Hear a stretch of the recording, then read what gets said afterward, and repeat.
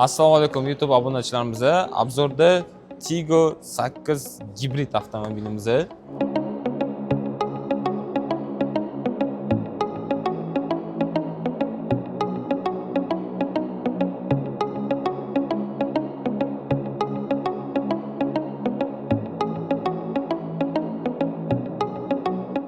Bu ikkita pozitsiyada chiqqan. Hozir nadanli moment ko'rib ko'rsatadigan ham bu birinchi pozitsiyasi. Bir xil ko'pincha full pozitsiya deyishadi, lekin birinchi pozitsiyasini ham ko'rsatib o'tishga vaqti bo'lmaydi.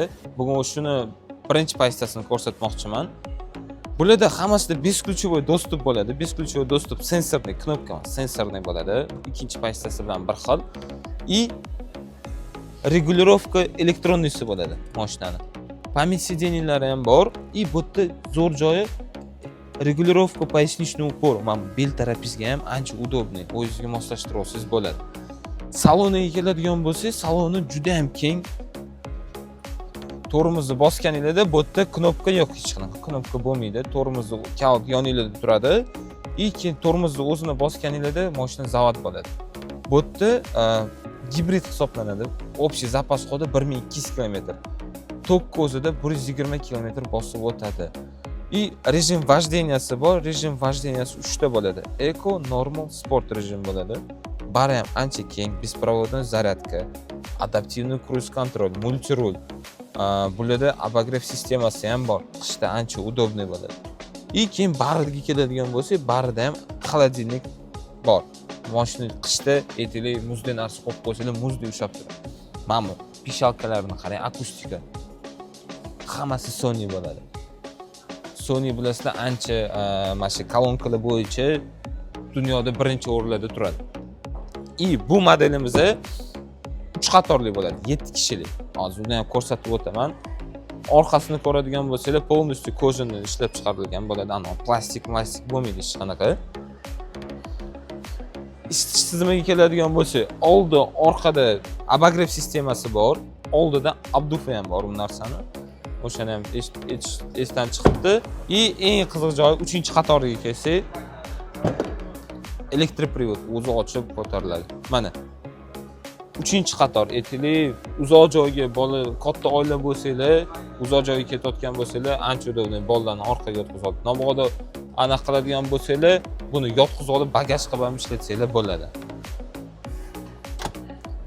И детский rejim bor, защита zashimleniya. Qo'lingizda qolib ketadigan bo'lsa, sразу o'zi qaytadi.